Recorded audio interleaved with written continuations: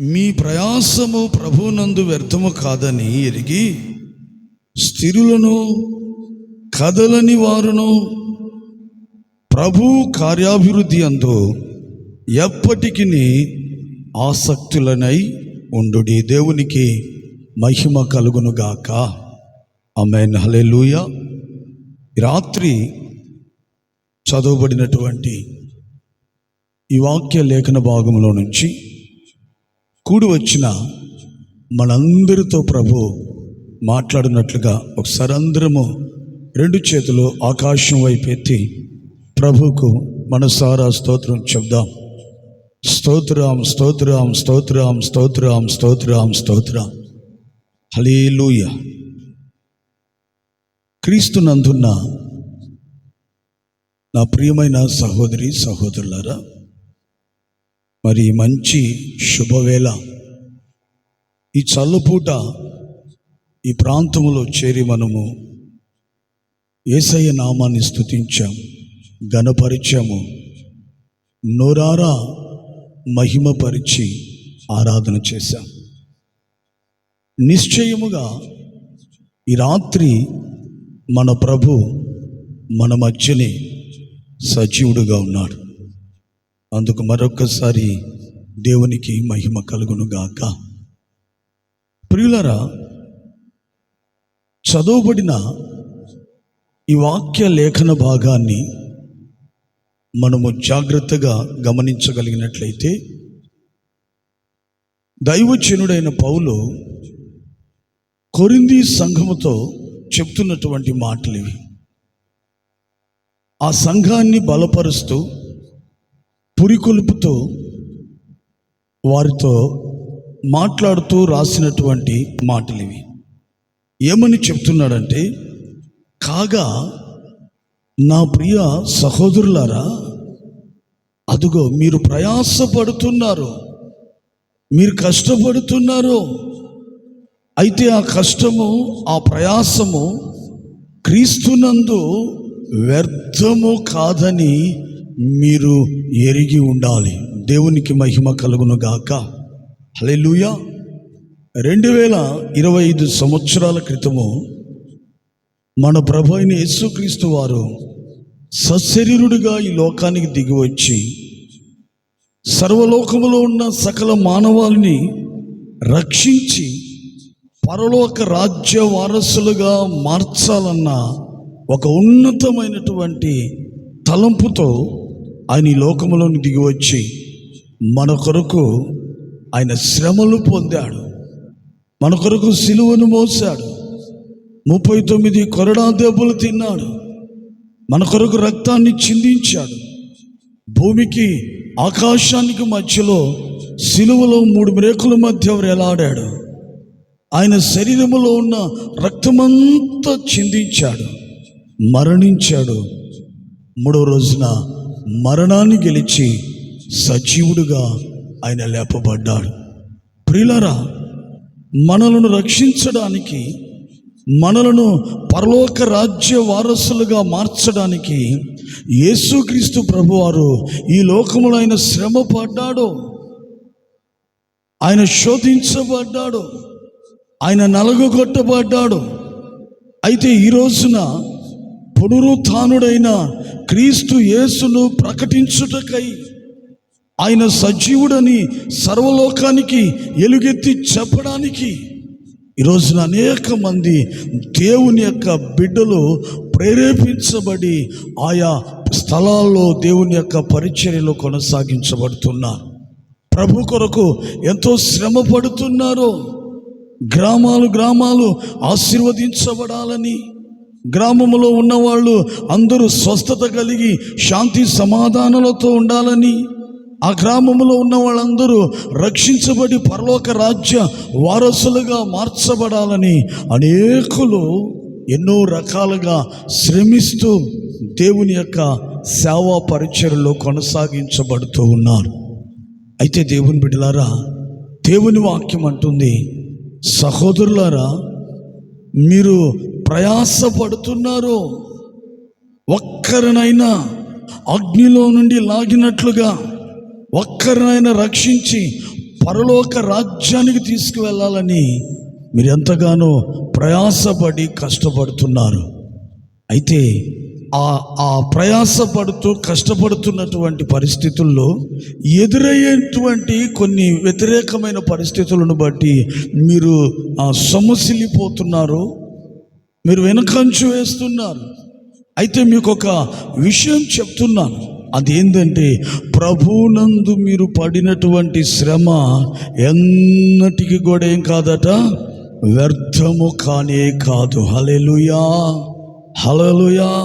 ఈ రాత్రి దేవుని బిడ్డ, యేసయ్య కొరకు నువ్వెంత శ్రమ పడుతున్నావో, అనేకులకు ప్రభువుని తెలియపరచడానికి, నిన్ను నీవు క్రీస్తు యొక్క స్వరూపములోనికి మార్చబడడానికి ఎన్ని రకాలుగా నువ్వు ప్రయాసపడి శోధించబడి కష్టపడుతున్నావో, దేవుని వాక్యం అంటుంది నీ ప్రయాస ప్రభువునందు వ్యర్థము కానే కాదు అంటూ ఆయన అంటాడు. తర్వాత స్థిరులను కదలని వారును ప్రభు యొక్క కార్యాభివృద్ధి నందు ఎప్పటికీ ఆసక్తులై ఉండుడి. దేవునికి స్తోత్రం కలుగునుగాక. హల్లెలూయా. ఒక్క మాటలో చెప్పాలంటే దేవుని బిడ్డలారా, పౌలు కొరింథీ సంఘానికి ఇస్తున్నటువంటి సమాచారం ఏంటంటే, మీరు కదలని వారుగాను కదిలించబడినటువంటి వారుగాను స్థిరులుగా ఉండునట్లుగా ప్రభు యొక్క కార్యాభివృద్ధి అందు, లేదా ప్రభువుకు సంబంధించినటువంటి కార్యముల విషయములలో ఎప్పటికీ మీరు ఆసక్తి కలిగిన వారై ఉండాలి. ఆమేన్. హల్లెలూయా, హల్లెలూయా. ఒక్క మాటలో చెప్పాలంటే దేవుని బిడ్డలారా, ఈ రాత్రి నీవు కదలని వ్యక్తిగా, ప్రభువులో స్థిరపరచబడినటువంటి వ్యక్తిగా ఉండునట్లుగా ప్రభు యొక్క కార్యాభివృద్ధి విషయాలలో, ప్రభువుకు సంబంధించినటువంటి కార్యముల విషయములలో నువ్వేం కలిగి ఉండాలంటే రాత్రి చెప్పాలి, ఆసక్తి ఉండాలి. అంటే ఒక మాటలో చెప్పాలంటే, ఎందుకు ప్రభువుకు సంబంధించినటువంటి కార్యములు యందు ఆసక్తి కలిగి ఉండాలి అని దేవుని బిడ్డలారా, ఆ దేవుని యొక్క వాక్యము సెలవిస్తుంది అంటే, ఒక వ్యక్తి ఈ భూమి మీద తన జీవితాన్ని ముగించుకొని పరలోక రాజ్యములోనికి వెళ్ళాలంటే, దేవుని బిడ్డలారా, ఈ భూమి మీద ఉండగా ప్రభువుకు సంబంధించినటువంటి కార్యాభివృద్ధి విషయాలలో ఆసక్తి కలిగి జరిగించినట్లయితే ఆ వ్యక్తి ఖచ్చితంగా పరలోక రాజ్యానికి వెళ్ళగలుగుతాడు. ఇంకా చెప్పాలంటే దేవుని బిడ్డ కదలనటువంటి వారుగాను స్థిరపరచబడినటువంటి వ్యక్తులుగా ఉంటారు. అందుకే ఈ రాత్రి కూడి వచ్చినటువంటి మనం అందరము యేసుక్రీస్తు ప్రభువుకు సంబంధించినటువంటి కార్య అభివృద్ధి అందు దేవుని బిడ్డలారా, మనము ఎప్పటికీ ఆసక్తి కలిగినటువంటి వారముగా ఉండాలని దేవుని యొక్క వాక్యము మనకు ఒక గొప్ప పిలుపునిస్తూ ఉంది. ఆమేన్. హల్లెలూయా. చూడండి, ఆసక్తిగా ఉంటే ఆ కార్యం ఖచ్చితంగా సఫలమవుతుంది. ఇప్పుడు ఒక వ్యక్తి చదవాలనుకున్నాడు, ఆ వ్యక్తికి ఇంకొకరు చెప్పబడలేదు. చదువు మీద ఆసక్తిగా ఉంటే దేవుని బిడ్డలారా, ఆ వ్యక్తి ఏమవుతాడంటే చక్కగా చదివి చూస్తుండగానే అంతకంతకు ఎదిగి ఉన్నతమైన స్థాయికి వెళ్ళిపోతాడు. ఒకవేళ ఆ వ్యక్తికి చదవాలి అన్నటువంటి ఆశ, ఆసక్తి కానీ లేకపోతే నువ్వు ఎన్ని వేల రూపాయలు ఖర్చు పెట్టి ఎంత బలవంతం చేసినా కూడా పొరపాటును కూడా ఆ వ్యక్తి ఒక్క సబ్జెక్టు కూడా పాస్ అయి ముందుకు వెళ్ళలేడు. అంటే ఒక మాటలో చెప్పాలంటే దేవుని బిడ్డలారా, ఏ కార్యము సఫలమవ్వాలన్నా, అనుకున్నది జరగాలన్నా ఆ విషయముల యందు ఆసక్తి కలిగి ఉండాలి. ఇప్పుడు మనము ప్రభు యొక్క కార్యముల విషయములలో మనము కానీ ఆసక్తి కలిగి ఉంటే దేవుని బిడ్డలారా, మన జీవితంలో ఎన్నెన్నో గొప్ప కార్యాలు జరుగుతాయి. నువ్వు ఆసక్తి కలిగి ఉండాలి. బలవంతంగా కాదండి, ఎవరో నేను లాక్కొచ్చినట్లుగా కాదు. యేసుక్రీస్తు ప్రభు ఎప్పుడు బలవంతపు భక్తిని, బలవంతపు ఆ పరిస్థితులను ఆయన కోరుకునేవాడు కాదు. నీకై నువ్వేం చేయాలంటే ఆసక్తి కలిగినటువంటి వ్యక్తిగా నీవు మారాలి. అయితే రాత్రి మనము ప్రభు యొక్క కార్య అభివృద్ధి అందు ఆసక్తి కలిగి ఉండాలి. ఏ విషయాల్లో మనం ఆసక్తి కలిగి ఉండాలి, ఏ విషయాల్లో మనం ఆసక్తి కలిగి ఉంటే మన జీవితాల్లో ఎటువంటి కార్యాలు జరుగుతాయో కొన్నిటిని మీకు ఈ రోజున తెలియపరుస్తాను. దేవునికి స్తోత్రం కలుగును గాక. చూడండి, మొట్టమొదటిగా ప్రకటన గ్రంథము 3వ అధ్యాయము 19వ వాక్యాన్ని చదువుకుందాం. ప్రకటన గ్రంథం 3వ అధ్యాయము 19వ వాక్యం. నేను ప్రేమించు వారందరినీ గద్దించి శిక్షించుచున్నాను గనుక నీవు ఆసక్తి కలిగి మారు మనసు పొందుము. హల్లెలూయా, హల్లెలూయా. నా ప్రియమైనటువంటి దేవుని బిడ్డలారా, బాగా గమనించాలి. ఈ రాత్రి నీ యొక్క జీవితంలో మేలు కలుగుటకు, నీ జీవితంలో ఆశీర్వాదం కలుగుటకు, నీ జీవితంలో పరలోక రాజ్య వారసత్వాన్ని పొందుకొనుటకై నీవు ఏ విషయాల్లో ఆసక్తి కలిగి ఉండాలి అనంటే, మొట్టమొదటిగా మనం కానీ చూస్తే అక్కడ రాయబడినటువంటి మాటను కానీ గమనిస్తే, గనుక నీవు ఆసక్తి కలిగి మారు మనసు పొందు. ఒక్క మాటలో చెప్పాలంటే ఈ రాత్రి దేవుని బిడ్డ మారు మనసు పొందు విషయంలో నీవు ఆసక్తిని కనపరచాలి. దేవునికి మహిమ కలుగునుగాక. ఆమేన్, హల్లెలూయా. చెప్పండి దేవుని బిడ్డలారా, ఏ విషయంలో ఈ రాత్రి నువ్వు ఆసక్తి కలిగి ఉండాలి? తినే విషయంలో కాదు, సంపాదన కాదు, ఇంకొకటి కాదు. కానీ ఈ రాత్రి కాల సమయమందు నా ప్రియమైనటువంటి సహోదరుడా, సహోదరి, నీ మనస్సును మార్చుకొనడానికి, నీ మనస్సు మారి నూతన పరచబడినట్లుగా మారు మనసు పొందుటకై ఈ రాత్రి నీవు ఆసక్తి కలిగి ఉండాలి. హల్లెలూయా. ఎందుకండి? మనస్సును మార్చుకునే విషయంలో ఎందుకు ఆసక్తిని కలుగు చేయాలి? మనస్సు మారి నూతన పరచబడేటువంటి విషయంలో ఎందుకు ఆసక్తిని కనపరచాలి? చూడండి, మార్కు సువార్త 1వ అధ్యాయము 15వ వాక్యాన్ని చదువుకుందాం. మార్కు సువార్త 1వ అధ్యాయం 15వ వాక్యం. కాలము సంపూర్ణమై ఉన్నది, దేవుని రాజ్యము సమీపించి ఉన్నది, మారు మనసు పొంది సువార్తను నమ్ముడని చెప్పుచు. ఆమేన్, హల్లెలూయా. ప్రియులారా, గమనించాలి. ఎందుకు ఈ రాత్రి నీ మనస్సు మారి నూతన పరచబడే విషయంలో నువ్వు ఎందుకు ఆసక్తి కలిగి ఉండాలి అంటే, ఈ రాత్రి దేవుని బిడ్డలారా, నీవు మారు మనస్సు పొందితే సువార్త నమ్ముతావు. సువార్తను నమ్మినవాడు ఖచ్చితంగా రక్షించబడి పరలోక రాజ్య వారసత్వాన్ని పొందుకుంటాడు. అందుకే యేసుక్రీస్తు ప్రభు చెప్తున్నాడు, కాలము సంపూర్ణమై ఉన్నది, దేవుని రాజ్యము అనగా పరలోకం రాబోతూ ఉంది. ఆ పరలోకములో నీకు నువ్వు వెళ్ళాలంటే మారు మనసు పొంది ఈ రాత్రి ప్రకటించబడుతున్న ఈ సువార్తను నీవు నమ్మినట్లయితే దేవుని బిడ్డ, ఖచ్చితంగా నీవు పరలోక రాజ్యాన్ని నువ్వు సంపాదించుకోగలుగుతావు. అది శాశ్వతమైన నిత్యమైన రాజ్యము దేవుని బిడ్డ.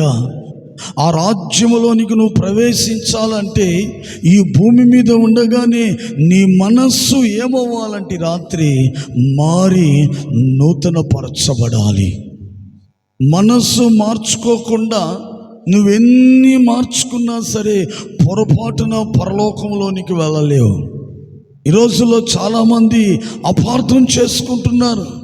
క్రైస్తవ్యం అంటే ఏదేదో మార్చేస్తున్నారు. కాదు దేవుని బిడ్డలారా, యేసుక్రీస్తుని ప్రకటిస్తున్నటువంటి మేము చెప్తున్నటువంటి మాట ఏంటంటే, ఆయన మనస్సులను మార్చడానికి వచ్చినటువంటి లోకరక్షకుడు, దేవాది దేవుడు. మనస్సు మారి నూతనపరచబడాలి. చూడండి, ఆయన అంటున్నాడు, కాలము సంపూర్ణమైనది, దేవుని రాజ్యము సమీపిస్తుంది, కాబట్టి మీరు కులాలు మతాలు మార్చుకోండి అని చెప్పడం లేదు. ఏమంటున్నాడు? మీ మనస్సును మార్చుకోండి. మీ మనస్సులో పాపం ఉంది, మీ మనస్సులో బలహీనతలు ఉన్నాయి, నీ మనస్సులో భారములు ఉన్నవి. కాబట్టి అవన్నీ తొలగించుకొని ఈ రాత్రి నీ మనస్సును మార్చుకొని నూతన పరుచుకున్నట్లయితే నీవు పరలోక రాజ్యములోనికి నీవు ప్రవేశిస్తావు. అందుకే దేవుని బిడ్డ, ఈ రాత్రి కాలము నువ్వేం చేయాలంటే, మారు మనస్సును పొందు నిమిత్తము నీవు ఆసక్తిని చూపించాలి. హల్లెలూయా, హల్లెలూయా. ఎన్ని విషయంలో ఆసక్తి ఉండాలి? నీ మనస్సును మార్చుకోవాలి. దేవుని బిడ్డలారా, ఒక మనిషికి తన జీవితంలో అసాధ్యమైనటువంటి కార్యాల్లో మొట్టమొదటిది ఏంటంటే తన మనస్సును మార్చుకోవడము అసాధ్యము. మార్చుకోలేరు. ఏ మనుషునికి తన మనస్సును మార్చుకోగలిగిన శక్తి సామర్థ్యము లేదో. మీకు అర్థమయ్యేటట్లుగా చెప్తాను. ఒక వ్యక్తి బాగా త్రాగుబోతుగా ఉన్నాడు అనుకోండి, ఆ వ్యక్తికి తెలుసు త్రాగితే లివర్ పాడై చనిపోతారని. కానీ ఆ వ్యసనంలో నుంచి బయటికి రాలేడు. ఆ వ్యసనం మీద తనకున్నటువంటి మనసును తిరుపుకోలేడు. ఆ వ్యసనం మీద ఉన్నటువంటి దేవుని బిడ్డలారా ఆ ఇష్టమును మార్చుకోలేడు. త్రాగైనా చనిపోతాడు, కానీ తన మనస్సును మాత్రము మార్చుకోలేదు. ఆ మధ్యకాలంలో ఒక కుటుంబంలో ఒక సమస్య ఎదురైంది. ఏంటంటే, ప్రియులారా గమనించండి, ఆ భార్య భర్తలు ఉన్నారు. హఠాత్తుగా భర్తకి అనారోగ్యం వచ్చేసింది. తీసుకువెళ్ళి హాస్పిటల్లో చూపించారు. ఏదో కొంచెం ఆ కిడ్నీ ఏదో చిన్న ప్రాబ్లం ఉందమ్మా, ఏం కాదు, ఇది సైడ్ ఎఫెక్ట్, మరి ఎందుకు వచ్చిందో మాకు కూడా అర్థం కావట్లేదు అని చెప్పి వాళ్ళు కొంచెం విచారించి చేశారు. తర్వాత కొన్ని వారాలైన తర్వాత ఆ వ్యక్తి, ఆ సహోదరుడు బాగా పరిశీలించి పరీక్షించి సైన్సిస్ట్ లాగా అసలు ఏం జరిగిందంత పరిశీలించి లాస్ట్కి వచ్చే లోపల భార్య దగ్గరకు వచ్చి విడాకులు ఇస్తానే కన్నా. దేవునికి మహిమ కలుగును గాక. ఏంటయ్యా ఈ మాట అంటున్నా? అవును, నా త్రాగుడు మాన్పించడానికి ఏదో మందు అంటది, మందు వాస్తవం, ఏదో మెడిసిన్ అంటది. అది తీసుకొచ్చి అతనికి అన్నంలో కలిపి పెట్టేసింది. అది ఏమైందంటే సైడ్ ఎఫెక్ట్ కిడ్నీ మీద చూపించింది.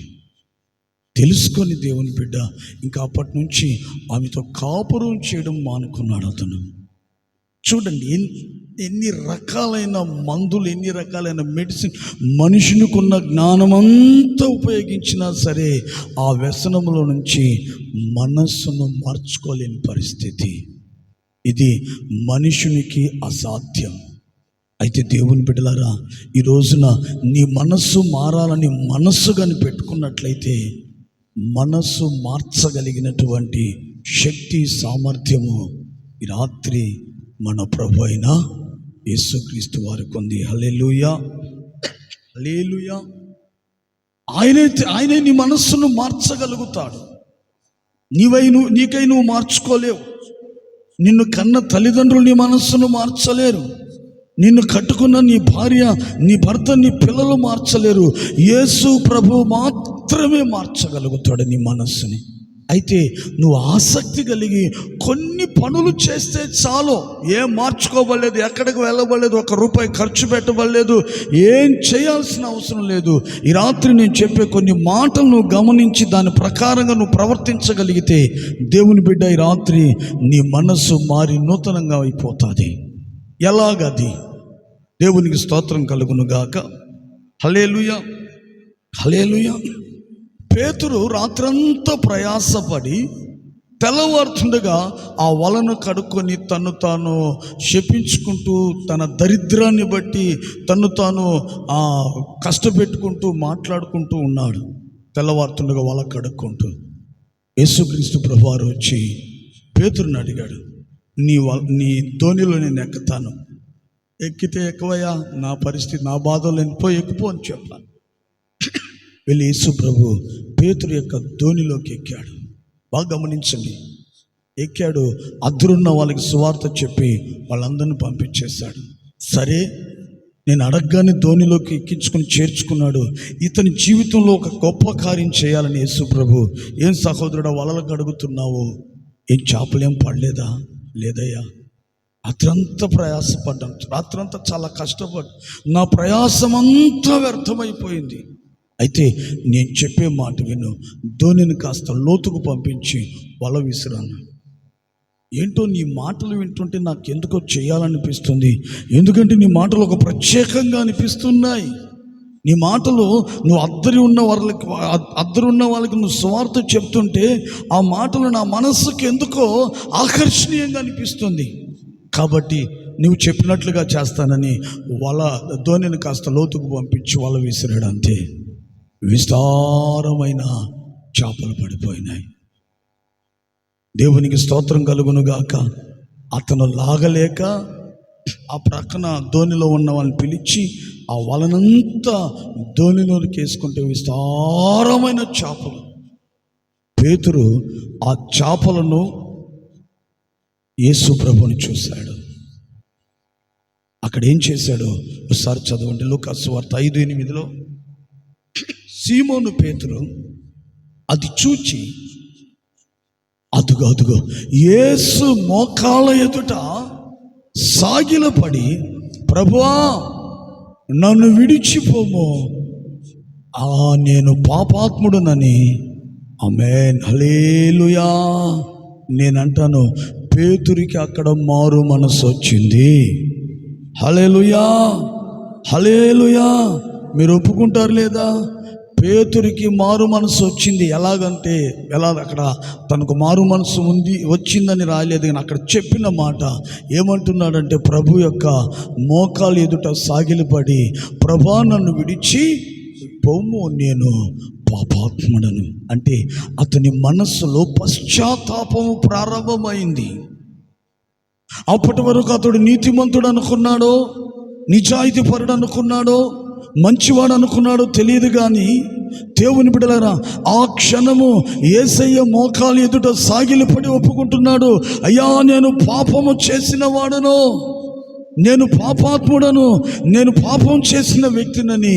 దేవుని బిడ్డలారా, పేతురు యేసయ్య మోకాలు ఎదుట సాగిలపడి ఒప్పుకుంటున్నాడు. అనగా అక్కడ పేతురు మనస్సు మారింది. అప్పటి వరకు కఠినమైన మనసు, అప్పటి వరకు ఎన్ని తప్పులు చేస్తున్నా ఏ రోజు ఒప్పుకున్నవాడు కాదు, ఎన్ని పొరపాట్లున్నా ఎవరి దగ్గర ఒప్పుకున్నవాడు కాదు. కానీ ఆ రోజున యేసయ్య పాదాల ఎదుట సాగిలపడి చెప్తున్నాడు, నేను పాపాత్ముడనంటే. దేవుని బిడ్డలారా, అతని మనస్సు మారడము, దేవుని కార్యము ప్రారంభమైంది. పశ్చాత్తాపం కలిగిపోతుంది. పాపం అతని మనసులో నిలవలేకపోతుంది. అందుకే యేసు మోకాలు ఎదుట సాగిలపడి చెప్పాడు, అయ్యా నేను పాపాత్ముడు, నన్ను విడిచి వెళ్ళిపో అంటే. అక్కడ పేతురికి మనసు మారిపోయింది. ఎలా మారింది? ఏం చేశాడు? ఆయన ఏం మార్చుకోవాలా, పేరు మార్చుకోవాలా, ఊరు మార్చుకోవాలా, ఇంటి పేరు మార్చుకోవాలా, కులము మతం దేన్ని మార్చుకోవాలా. అయితే ఆయన చేసిందల్లా ఏం చేశాడంటే, దేవుని బిడ్డలారా, యేసుక్రీస్తు ప్రభుని తన ధోనిలోనికి చేర్చుకున్నాడు. చేర్చుకుని యేసయ్య మాట విన్నాడంతే. ఈ రెండే క్రియలు ఏం చేశాడు? ఒకటి, యేసు ప్రభుని తన ధోనిలో చేర్చుకున్నాడు. ధోనిని కాస్త లోతుకు పంపించి వల విసరమని ప్రభు చెప్పిన మాట విన్నాడు. ఈ రెండు కార్యాలే దేవుని బిడ్డలారా పేతురులోకి మారు మనసు వచ్చేసింది.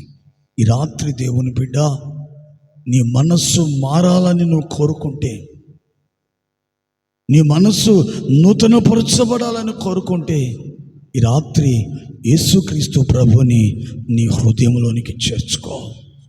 ఆమేన్, హల్లెలూయా. ఈ రాత్రి కూటము ద్వారా ఈ స్వరం వింటున్నటువంటి నా ప్రియమైన సహోదరుడా, సహోదరి, నిన్ను ఆయన ప్రేమించి నీ హృదయపు వాకిటి దగ్గర నిలబడి తడుతున్నాడో, అమ్మా నన్ను నీ హృదయంలోకి చేర్చుకోమ్మా, నీ హృదయాన్ని మారుస్తాను. నీ హృదయంలో భారం ఉందమ్మా, అందుకే నువ్వు నెమ్మది లేకుండా బ్రతుకుతున్నావు, సంతృప్తి లేకుండా జీవిస్తున్నావు. ఆ భారం, ఆ పాప భారము, ఆ ఉన్న ప్రతి దోషమును తొలగించి నీ మనస్సును మార్చి నూతనంగా మారుస్తాను, నన్ను చేర్చుకోమ్మా అని రాత్రి దేవుని బిడ్డ నీ హృదయ వాకిటి యొద్ద ప్రభు నిలబడి తడుతున్నాడు. తెరుస్తావా? నీ హృదయాన్ని తెరిచి, ఈ హృదయాన్ని తెరవగలుగుతావా? ఈ రాత్రి పేతురు యేసు ప్రభుని తన ధోనిలోనికి చేర్చుకున్నట్లుగా ఈ రాత్రి యేసు ప్రభుని నీ హృదయంలోనికి చేర్చుకొని ఆయన మాట విను దేవుని బిడ్డ.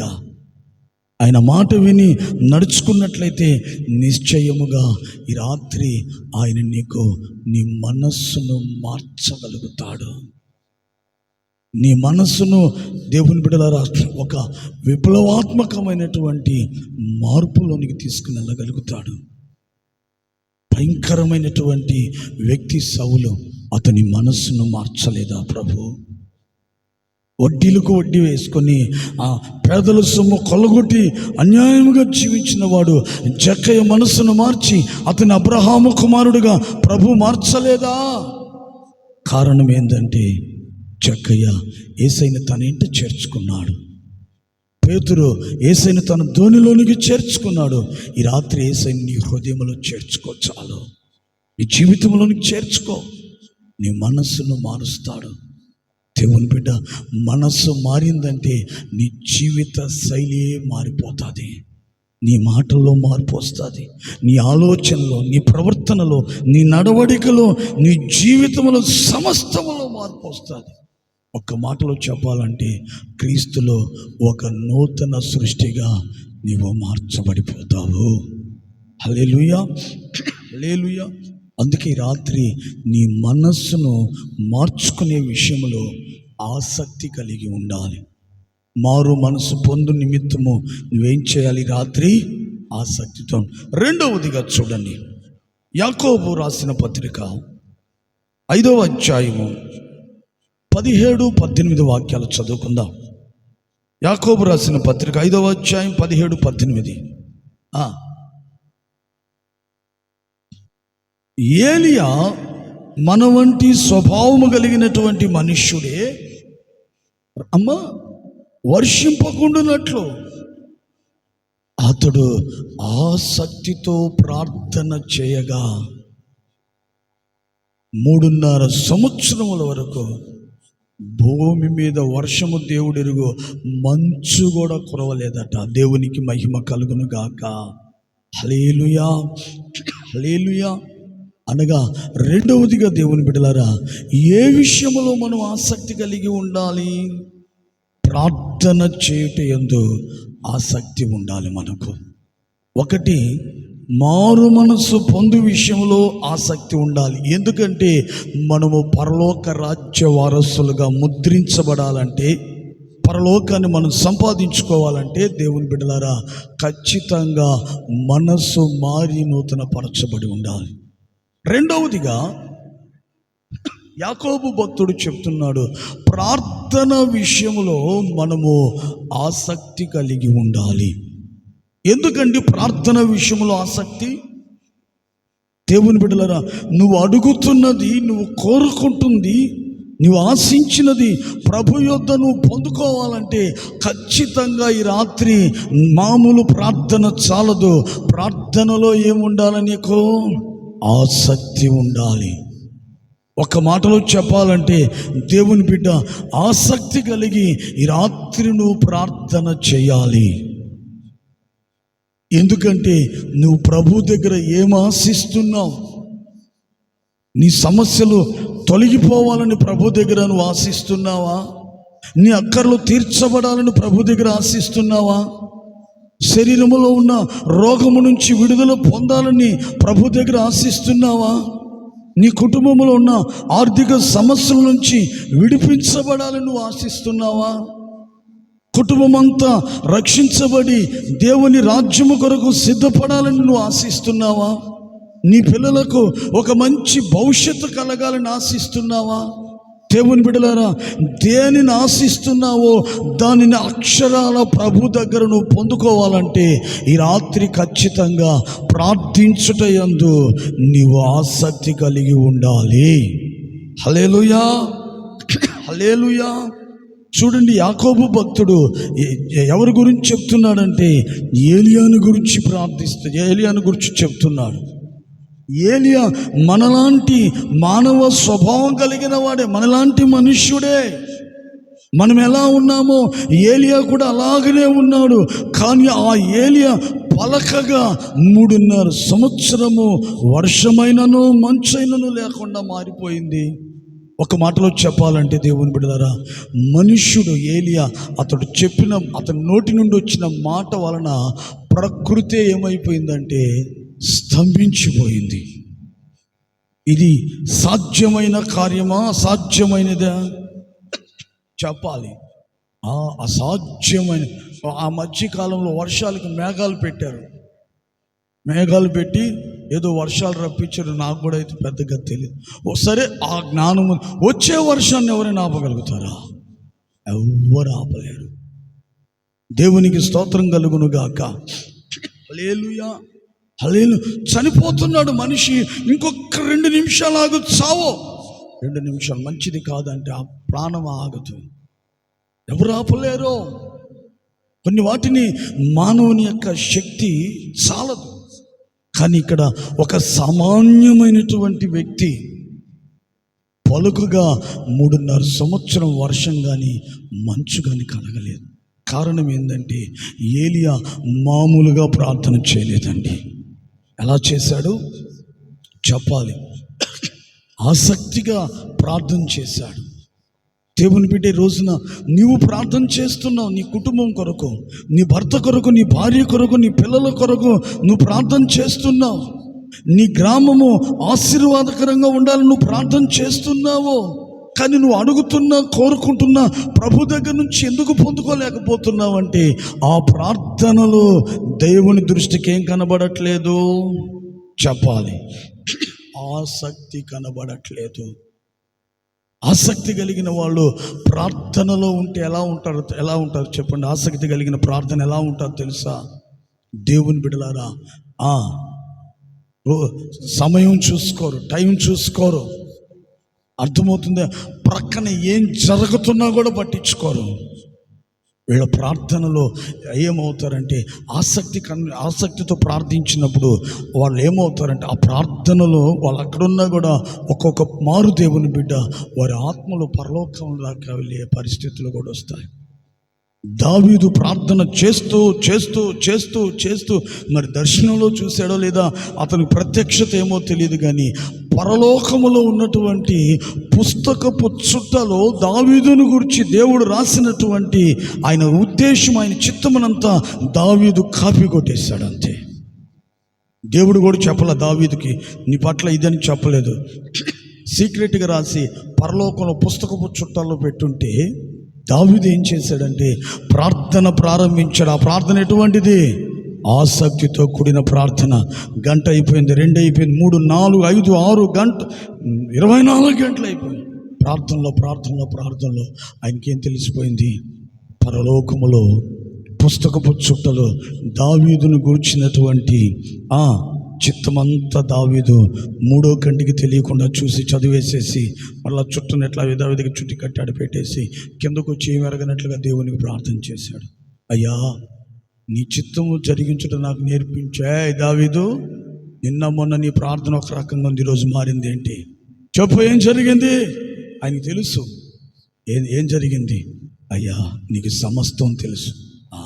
అవును, నేను ప్రార్థన చేస్తుండగా ప్రార్థనలో పరవశించిపోయానయ్యా, ప్రార్థనలో వెళ్ళిపోయా, ఎక్కడికో వెళ్ళిపోయా. అప్పుడు పుస్తకపు చుట్ట కనబడింది. దానిని ఆ దర్శనం లేదంటే ఆ ప్రత్యక్షతలో చూడగా నా గురించి నీ ఉద్దేశం అంతా అక్కడ రాయబడిపోయింది. ప్రభువా, చదివేసుకున్నాను. అందుకే ఇప్పుడేం పడలే, నాకు సింహాసనం వద్దు, నాకు ఏం కావాలి? నీ చిత్తము నా పట్ల ఏమైందో అది మాత్రం జరిగి. దేవుని చిత్తం ఏమైంది దావీదు పట్ల? ఏదో సామాన్యమైన చిత్తం అదే కాదు. గొర్రెల దొడ్డులో ఉన్న వ్యక్తిని తీసుకొచ్చి సింహాసనం మీద ఎక్కించాడు. ఇశ్రాయేలు యొక్క స్వాస్థ్యమును పరిపాలించే ఆధిపత్యం, అధికారము ఇవ్వడము దేవుని చిత్తము. అందుకే దావీదు అన్నాడు, నీ చిత్తము నా పట్ల జరిగించబడాలి. ఆసక్తితో కూడినటువంటి ప్రార్థన. చూడండి, చర్మకారుడైన సీమోను ఇంట పేతురు గారు భోజనానికి పిలువబడినప్పుడు ఆలస్యమైందని చెప్పి మిట్ట మధ్యాహ్నం 12 గంటలకు మిద్దెక్కి పేతురు ఏం చేశాడు?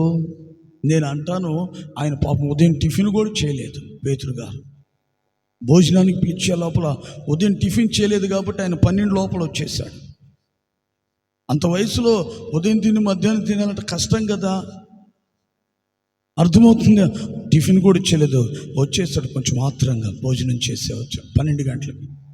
అప్పుడు వాళ్ళు ఏం చేస్తున్నారంటే టకటక టకటక అంటే మసాలా బండ సౌండ్ వచ్చింది. ఇప్పుడు మసాలాలు నూరుతున్నారా? ఓహో, చాలా సమయం పట్టేటట్లుగా ఉంది. సరే అని చెప్పి మేడ మీద ఎక్కి ప్రార్థనలు, అంటే ఒక మాటలో చెప్పాలంటే పేతురు ఆకలితో ఉన్నాడు. ఆకలితో ప్రార్థన ఎట్లుంటుంది చెప్పండి? స్తోత్రం మాత్రం ఆమేన్. ఎందుకంటే ఏమవుతుంది, మేము ఒక్కోసారి ప్రార్థన కూటలు పెడుతుంటాం, ఈ ఆదరణ కూటాలు. కొంతమంది ప్రముఖులు వస్తారు, అక్కడి నుంచి ఎట్టంటారు అంటే ఏంది, టైం అయిపోయింది. ఏది 12:30కి 12:45. నాకు అడగాలనిపిస్తుంది, మీ ఇంట్లో ఎప్పుడైనా మీ ఇంట్లో వాళ్ళు ఇన్ని గంటలకు అన్నం పెడతారు, ఇంటి అడిగితే తరుముకొని కొడతారు, 1 గంట పైన రమ్మంటారు.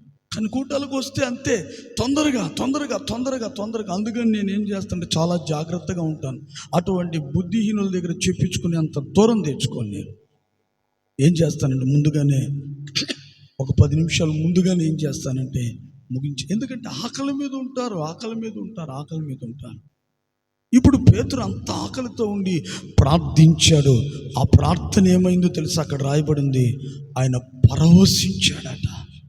ఆమేన్, హల్లెలూయా. అంటే ప్రార్థన ఎలా చేస్తున్నాడు? ముందు ఆకలితో ప్రారంభించిన యేసయ్యా నీకు స్తోత్రం వెళ్ళిపోయాడు, లోపలికి వెళ్ళిపోతున్నాడు. ఆసక్తి కలిగిన ప్రార్థనలోనికి వెళ్ళిపోయాడు. ఒక దివ్యమైన దర్శనాన్ని పేతురు పొందుకోగలిగాడు.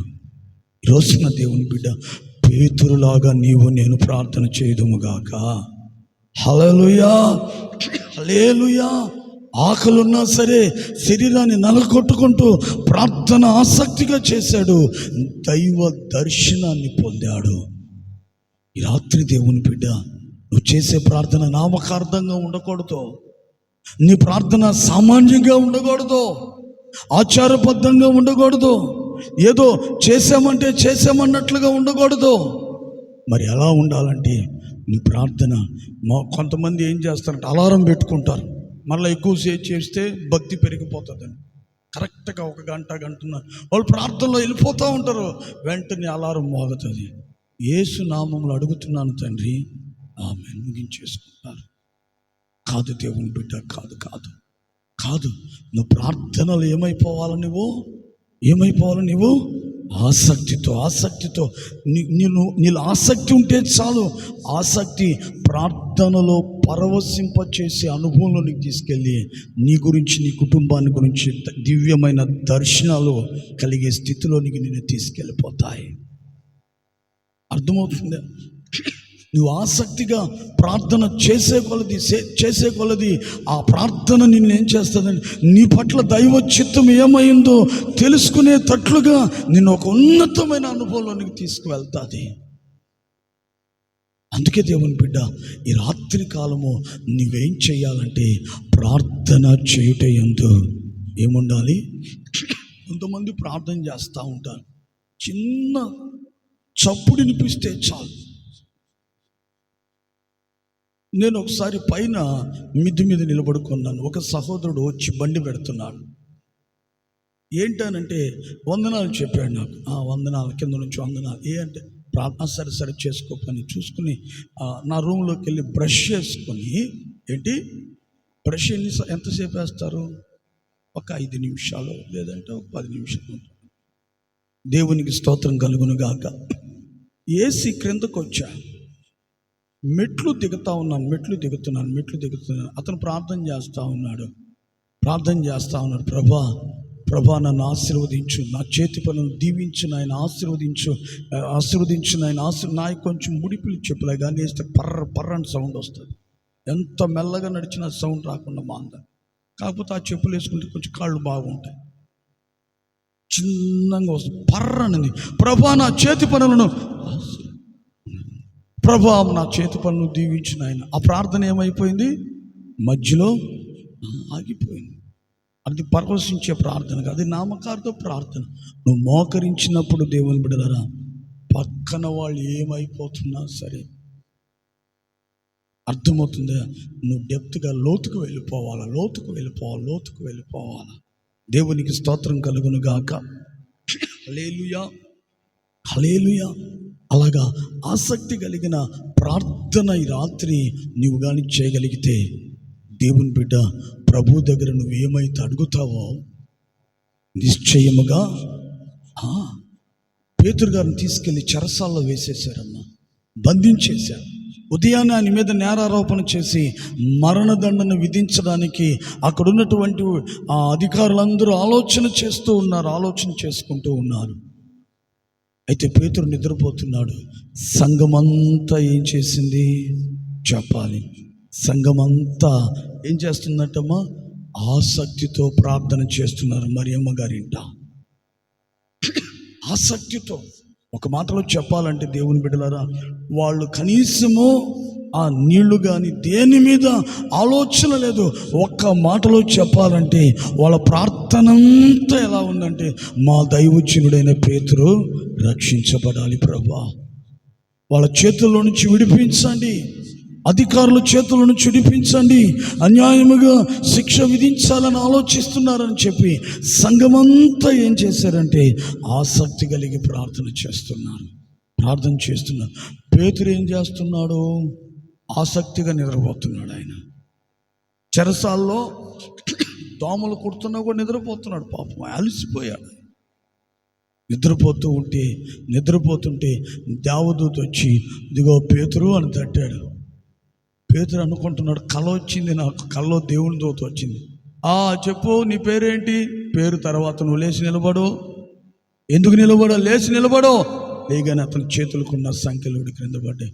చేయి పట్టుకున్నాడు. ఆ దూత బయటికి తీసుకొస్తా. ఈయన అనుకుంటున్నాడు, నడుచుకుంటే ఏమనుకుంటున్నాడు? ఇది ఏదో కల అనుకుంటున్నాడు. అక్కడ చెరసాల నుంచి వెలుపలికి తీసుకొచ్చి ఆ ఊరి గవిని దాకా తీసుకెళ్ళి అక్కడ పేతురుని ఒక తట్టు తట్టి దేవదూత అదృశ్యమైపోయింది. లిక్కుపడి చూస్తే తను అక్కడ ఎలా వచ్చాను నేను అంటే, ఇప్పుడు దాకా జరిగింది కల కాదు, నిజమే. కారణం ఏంటి? ఎలా నేను విడిపించబడ్డాను? నేను కూడా ప్రార్థన చేసుకోలేదే.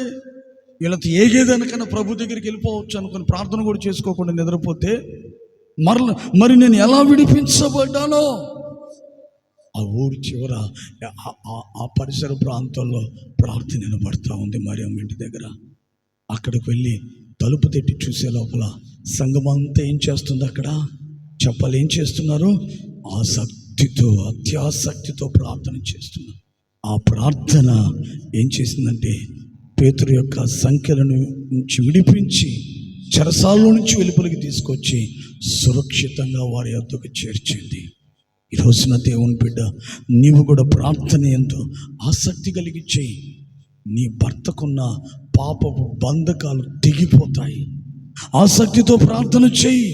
నీ పిల్లలు ఏ చెరలో ఉన్నారు, యవ్వన బిడ్డలు, ఆ చెర నుంచి విడిపించబడి, విమోచించబడి, విడుదల పొంది దేవుని బిడ్డ నీకు సంతోషకరంగా వాళ్ళు జీవించగలుగుతారు. అందుకే రాత్రి నువ్వేం చేయాలంటే ప్రార్థన చేయుట యందు ఏం చేయాలి? నీవు ఆసక్తి ఉండాలి. మూడవదిగా చూడండి, దేని యందు మనము ఆసక్తి కలిగి ఉండాలి? దేవునికి మహిమ కలుగును గాక. ఆమేన్. చూడండి, అపోస్తలుల కార్యములు 17వ అధ్యాయము 11వ వాక్యం చదవండి. ఆసక్తి అపోస్తలుల కార్యం 17వ అధ్యాయం 11 చదవయ్యా. మీరు తెస్సలోనికలో ఉన్న వారి కంటే గనులై ఉంటిరి గనుక ఆసక్తితో వాక్యమును చాలండి. హల్లెలూయా, హల్లెలూయా. చెప్పండి, ఒకటి, ఏ విషయంలో వారు ఆసక్తి కలిగి ఉండాలి మనము? ఎందుకని? పరలోక రాజ్యమును సంపాదించుకొనుటకు. రెండు, ఏ విషయంలో ఆసక్తి ఉండాలి? ప్రార్థించుట యందు. ఎందుకు ప్రార్థించుట యందు ఆసక్తి కలిగి ఉండాలి? ప్రభు దగ్గర అడిగినవన్నీ పొందుకోవాలంటే ప్రార్థనలో ఆసక్తి ఉండాలి. ఇప్పుడు మూడవదిగా చూస్తే, ఆసక్తితో వారు దేవుని వాక్యమును అంగీకరించరు. అంటే ఒక మాటలో చెప్పాలంటే, దేవుని బిడ్డ, ఈ రోజున వాక్యము విషయములో నీవు ఆసక్తి కలిగి ఉండాలి. వాక్యము చదువుట యందు, వాక్యము వినుట యందు, వాక్యమును నేర్చుకొనుట యందు, వాక్యానుసారముగా జీవించుట యందు దేవుని బిడ్డలారా, ఈ రాత్రి నీవు ఎంతో ఆసక్తి ఉండాలి. ఇది ప్రభువుకు సంబంధించినటువంటి క్రియలు ఇవి. ఈ రోజున దేవుని బిడ్డ, వాక్యము ఎడల నువ్వేం కలిగి ఉండాలంటే రాత్రి ఆసక్తి ఉండాలి. దేవునికి స్తోత్రం కలుగునుగాక. ఎందుకు వాక్యమందు ఆసక్తి ఉండాలి? చాలామంది ఒక ప్రార్థన, ఒక కూడిక ఏర్పాటు చేస్తే దాదాపుగా 75% పాటలు అయ్యేంత వరకు బహు ఆసక్తితో ఉంటారు. వాక్య పరిచర్య వచ్చే లోపల వారి ఆలోచనలు, వారి తలంపులు, వారి పద్ధతులు అన్నీ మారిపోతాయి. ఎందుకంటే వాక్యం వినే ఆ మనస్సు వాళ్ళకు ఉండదు. ఒక 25% మంది మాత్రమే వాక్యము ఎడల ఆసక్తిని కనపరుస్తారు. వాక్యము వినుట యందు, దేవుని బిడ్డలారా, వాక్యమును నేర్చుకొనుట యందు, వాక్యమును భద్రపరుచుకొనుట యందు ఆసక్తిని చూపిస్తారు. ఎంతమంది? 25%. ఏదండి, మేము అట్లాంటి వాళ్ళం కాదండి. వాక్యం అంటే వాళ్ళ ఆసక్తి అండి. మిమ్మల్ని చూడగానే నేను చెప్పేస్తాను. కాలేజీ వెళ్ళిన స్టూడెంట్ మాత్రం ఎత్తుకొస్తారు. అక్కడైతే ఇంత బైబుల్ కరెక్ట్గా పాకెట్కి సరిపోదు, పెట్టుకొని వచ్చేస్తారు, తీసుకుని వస్తారు, కూర్చుంటారు, వినేసి వెళ్ళిపోతారు. ఆసక్తి కలిగిన వాళ్ళు అయితే ఏం చేస్తారు? కొంచెం ఏం చేస్తారు? వాటిని రాసుకోగలుగుతారు. దేవునికి మహిమ కలుగునుగాక. హల్లెలూయా. భోజనమందు ఆసక్తి కలిగిన వారు ఎలా ఉంటారంటే, ఎక్కడైనా డిన్నర్కి వెళ్ళేటప్పుడు పార్సల్ విభాగం తీసుకెళ్తారు. ఎవరికి తెలియదు, బండ్లు మడిచిపెట్టేసుకుంటారు. ఆ సమయంలో అంటే వాళ్ళకి భోజనం అంటే వాళ్ళకి ఆసక్తి అని తెలుస్తుంది. ఇప్పుడు వాక్యమందు ఆసక్తి కలిగిన వాళ్ళైతే ఎలా ఉంటారో కొంచెం రాసుకునే దాన్ని కూడా ఇష్టపడతారు. ఎందుకని? వాక్యము ఈ రాత్రి వినేసి అయిపోయింది అనుకునేదానికి కాదు. నువ్వు రాత్రికి వెళ్ళి ఈ వాక్యాన్ని ధ్యానిస్తూ నువ్వు కానీ తవ్వేవంటే నీ ఆత్మ తృప్తి పొందినంతగా జీవజలములో వాక్యముల నుంచి ఏమవుతుందంటే ఊరుతాయి. దేవుని బిడ్డ, ఆమేన్. హల్లెలూయా, హల్లెలూయా. ఒక్కోసారి రాత్రులు నాకు నిద్ర పట్టకపోతే, దేవుని బిడ్డలారా, లేచి ఏం చేస్తానంటే బైబిల్ తీసుకు ముందు కూర్చుంటాను. చిన్న ప్రార్థన చేసుకుని చదువుతాను. ఒక గంట చదవని, 2 గంటలు చదివి ముగించే లోపల ఒక ప్రసంగాన్ని సిద్ధపరచుకుంటాను. అక్కడ ప్రార్థన చేసుకొని దేవునికి మహిమ కలుగును గాక. ఆమేన్. హల్లెలూయా, హల్లెలూయా. అది సగం చదివే లోపల సాతానుని కావలింపులు తీసుకొస్తాడు. నాయన నువ్వు పడుకోరయ్యా, ఎందుకు నువ్వు ప్రసంగాలు రెడీ చేసుకుంటూ వాక్యాన్ని నువ్వు అయినా కూడా పట్టుకుని అంటే ఖచ్చితంగా టూకీగా రఫ్గానే సిద్ధపరచుకొని రాసేసుకొని పడుకుంటాను. ఎందుకంటే దేవుని వాక్యమందు దేవుని బిడ్డ నీకు ఆసక్తి. 27 సంవత్సరాలు 28 సంవత్సరాల ముందు నేను రక్షించబడినటువంటి కొత్తల్లో దైవజనులు బోధించిన బోధలు ఇప్పటి వరకు నాకు డైరీలు అలాగనే ఉన్నాయి. దేవునికి స్తోత్రం కలుగును గాక. హల్లెలూయా. ఎందుకంటే వాక్యపు విలువ తెలుసుకున్న వాళ్ళు వాక్యం ఎడల ఆసక్తి చూపిస్తారు. వాక్యం అసలు నీలో ఉంటే ఏం జరుగుతుందో తెలుసా?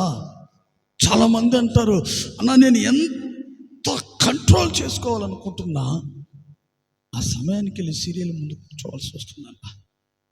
ఎంత కంట్రోల్ చేసినా మా ఇంటి ఎదుట వాడు ఒక 2-3 మాటల వరకు అట్లా ఓర్చుకుంటున్నా, 4వ మాటకి తెగబడిపోతున్నానన్న. కంట్రోల్ కాలేకపోతున్నానన్న. ఎంత పశ్చాత్తాపడి వదిలినా మరలా అవి అడు తిరిగి మరలా వచ్చేస్తున్నాయన్న. అయితే దేవుని బిడ్డ చూడండి, 119వ కీర్తనలో దావీదు అంటాడు 11వ వాక్యంలో, వాక్యము నీలో ఉంటే, వాక్యం ఎడల నువ్వు ఆసక్తి కలిగి ఉంటే వాక్యం ఏం చేస్తుందట? దావీదు అంటాడు, ప్రభా ఒకసారి నీ హిస్సోపుతో నన్ను కడిగి శుద్ధి చేశావు, ఇక నుండి నేను పవిత్రంగా పరిశుద్ధంగా జీవించాలని ఆశపడుతున్నాను. అయితే నేను పాపము చేయకుండా పవిత్రంగా జీవించాలని ఆశపడుతున్నాను. అయితే నా పరిస్థితి పాపములోనికి మరలా జారిపోతున్నాను. అయితే ఇప్పుడు నేను ఒక తీర్మానానికి వస్తున్నాను, ప్రభా నీ వాక్యమును నా హృదయంలో స్థాపించుకుంటున్నా, నీ వాక్యములు నా హృదయంలో భద్రపరుచుకుంటున్నా, నా హృదయంలో నీ వాక్కులు జాగ్రత్త చేసుకుంటున్నా. ఎందుకంటే నీ వాక్యము నా హృదయంలో ఉంటే నేను పాపము చేయనయ్యా. ఈరోజున దేవుని బిడ్డ, పాపము చేయుటకు నువ్వు తెగిస్తున్నావు అంటే, ప్రభుని ఎరిగిన, అంగీకరించిన, వెంబడిస్తున్నా, నువ్వు పాపము చేయడానికి తెగిస్తున్నావు అంటే కారణం ఏంటి? నీలో జీవపు వాక్యము నీలో లేదు. వాక్యము నీలో లేదు కాబట్టి పదే మరలా పొరపాట్లు చేస్తూ ప్రభువుకు ఆయాసకరంగా జీవిస్తూ ఉన్నావు.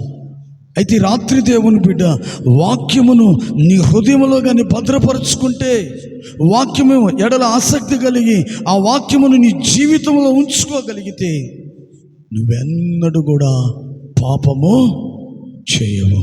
ఒకవేళ సాతాను నిన్ను బలవంతం చేసినా సరే దేవుని బిడ్డలారా, పొరపాటును కూడా పాపము చేయడానికి నువ్వు తెగించవు. ఎందుకంటే ఈ రాత్రి వాక్యము నీ హృదయములో ఉంది. ఆ వాక్యము ఎటువంటిదంటే జీవముతో నిండి ఉన్నది. ఆ వాక్యము 2 అంచుల వాడగలిగినటువంటి ఖడ్గము. ఆ వాక్యము ఏం చేస్తుందంటే దేవుని బిడ్డ, నీలో గానుంటే సమస్త కార్యాలు చేస్తాయి. అంతే. నీ వ్యాధులను స్వస్థపరుస్తుంది ఆయన వాక్యము. నీ సమస్యల నుంచి విడిపించి నీకు నెమ్మదిని, సమాధానమును, సంతోషాన్ని కలుగు చేస్తుంది ఆయన వాక్యము. అయితే ఈ రోజున ఆ వాక్యము నీ హృదయంలో ఏం చేయాలంటే నిలుపుకోవాలి. దేవునికి మహిమ కలుగునుగాక. ఆమేన్. హల్లెలూయా, హల్లెలూయా. వాక్యమందు నీవు ఆసక్తిని కనపరచాలి. దావీదు అంటాడు, నీ వాక్యము, మీరే చెప్పాలి, నా పాదములకు దీపము, నా త్రోవకు వెలుగట. ఈరోజున దేవుని బిడ్డ, వాక్యమందు నువ్వు ఆసక్తి కలగాలి. వినడానికి, గ్రహించడానికి, ధ్యానించడానికి, భద్రపరచుకునేదానికి, అనుసరించి నడవడానికి దేవుని యొక్క వాక్యం ఎడల నీకేముండాలంటే ఆసక్తి ఉండాలి. ఒకరోజు పౌలు గారు ఒక ఇంట హోల్ నైట్ ప్రేయర్ ప్రార్థన పెట్టాడు.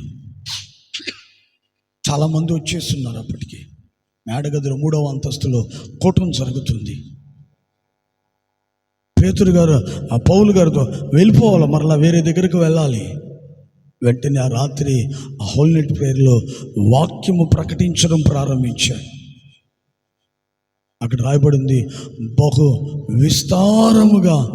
విస్తారముగా దేవుని యొక్క వాక్యాన్ని బోధిస్తుంటే వాళ్ళల్లో ఒకడున్నాడు, ఐతూకు అనేటువంటి ఒక యవనుడు.